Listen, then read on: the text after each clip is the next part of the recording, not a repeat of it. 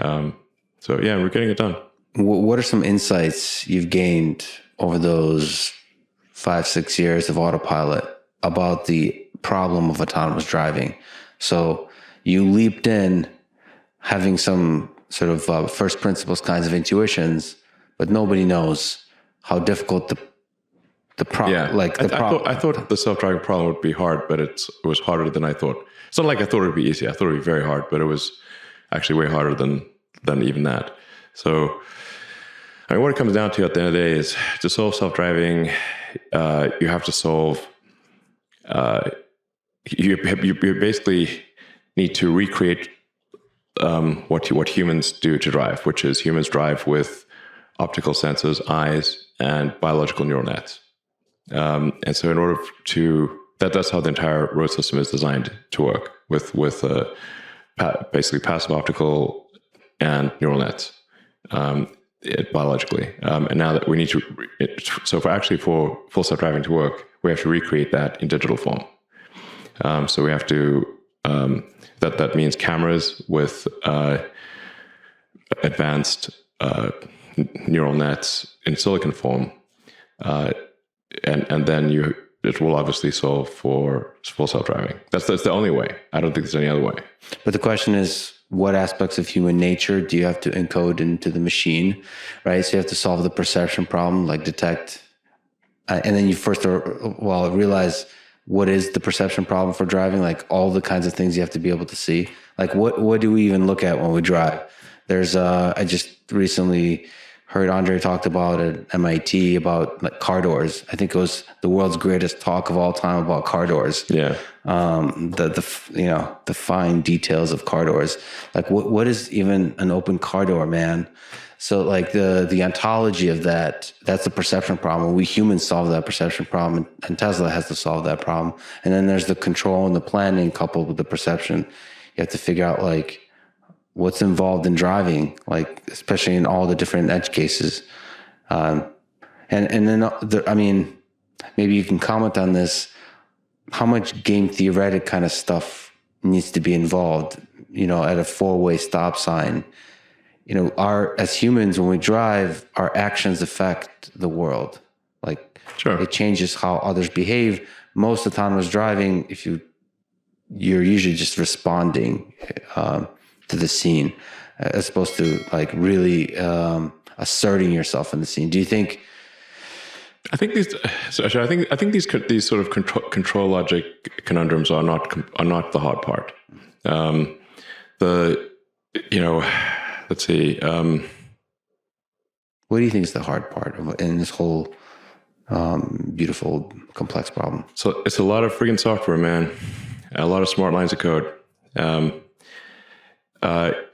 For sure, in order to have create an accurate vector space.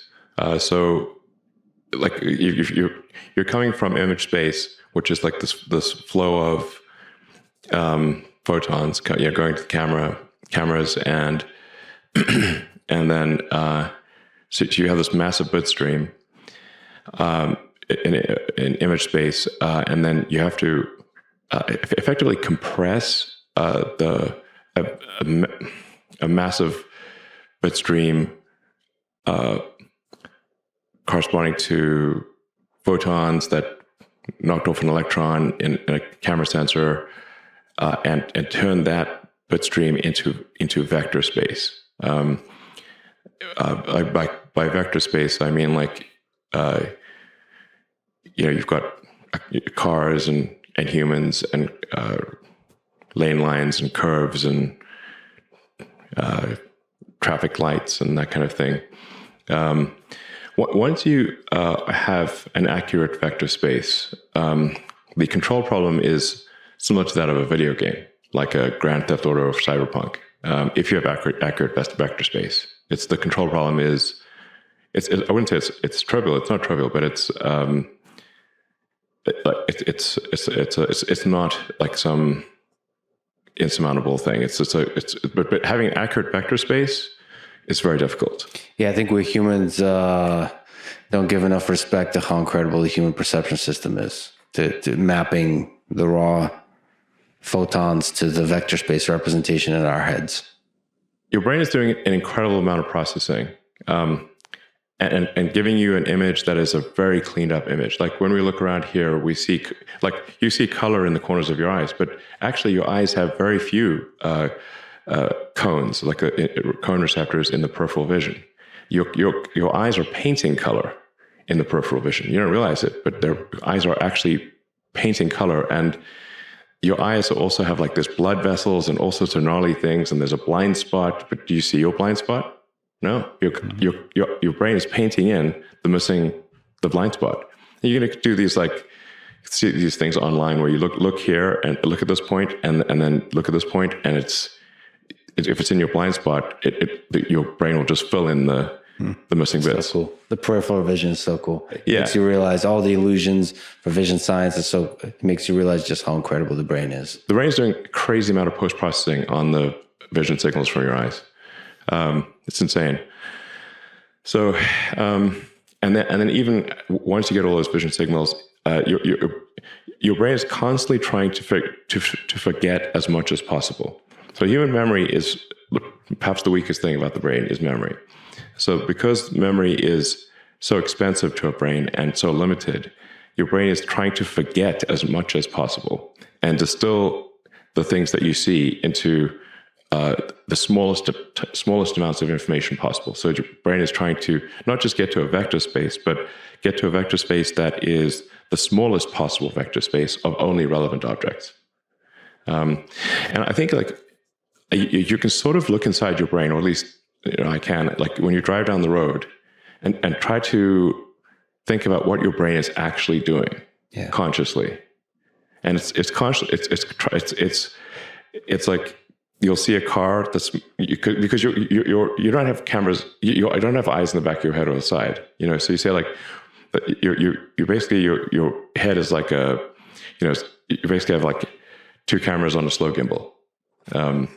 And what's your and eyesight's not that great. Okay, your eyes are and people are constantly distracted and thinking about things and texting and doing all sorts of things they shouldn't do in a car, changing the radio station.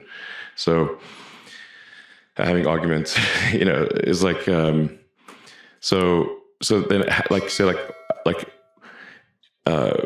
like when's the last time you looked right and left and rearward or even diagonally forward to actually refresh your vector space.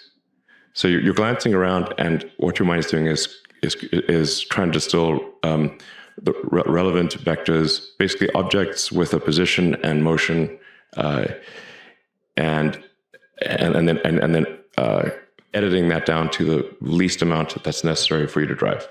It does seem to be able to edit it down or compress it even further into things like concepts. So it's like it goes beyond, the human mind seems to go sometimes beyond vector space to sort of space of concepts, to where you'll see a thing. It's no longer represented spatially somehow. It's almost like a concept that you should be aware of. Like if this is a school zone, you'll remember that as a concept, which is a weird thing to represent. But perhaps for driving, you don't need to fully represent those things, or maybe you get those kind of indirectly. You need to like establish vector space and then actually have predictions for those vector spaces. So like like if like you drive past say a bus and you see that there's people. Before you drove past the bus, you saw people crossing, just imagine there's like a large truck or something blocking sight. But before you came up to the truck, you saw that there were some kids about to cross the road in front of the truck. Now you can no longer see the kids, but you need to be able. But you would now know, okay, those kids are probably going to pass by the truck and cross the road, even though you cannot see them. So you have to have memory. You need to remember that there were kids there, and you need to have some forward prediction of what their position will be. It's a really hard problem. At the time of relevance. So with occlusions and computer vision, when you can't see an object anymore, even when it just walks behind a tree and reappears, that's a really, really, at least in academic literature, it's tracking through occlusions. It's very difficult. Yeah, we're doing it. I understand this. Yeah. So some of it, it's like object permanence. Like the same thing happens with the humans with neural nets. Like when like a toddler grows up, like there's a point in time where they have a sense of object permanence. So before a certain age, if you have a ball or a toy or whatever, and you put it behind your back and you pop it out, if they don't, before they have object permanence, it's like a new thing every time. It's like, whoa, this toy went poof, disappeared, and now it's back again, and they can't believe it. And that they can play peekaboo all day long because the peekaboo is fresh every time. But then we figure out object permanence. Then they realize, oh no, the object is not gone; it's just behind your back.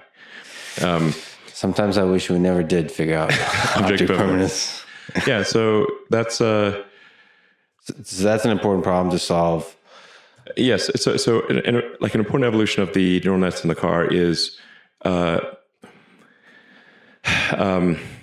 memory across both time and space. No, you can't remember. Like you have to say, like, how long do you want to remember things for? And there's a cost to remembering things for a long time. So you like run out of memory if you try to remember too much for too long. And then you also have things that are stale if you remember them for too long. And then you also need things that are remembered over time. So even if you, like, say, have, like, for argument's sake, 5 seconds of memory on a time basis, but, like, let's say you're parked at a light and you saw, use a pedestrian example, that people were waiting to cross the road, and you can't quite see them because of an occlusion. But they might wait for a minute before the light changes for them to cross the road. You still need to remember that that's where they were, and that they're probably going to cross the road, type of thing. So even if that exceeds your time-based memory, it should not exceed your space memory.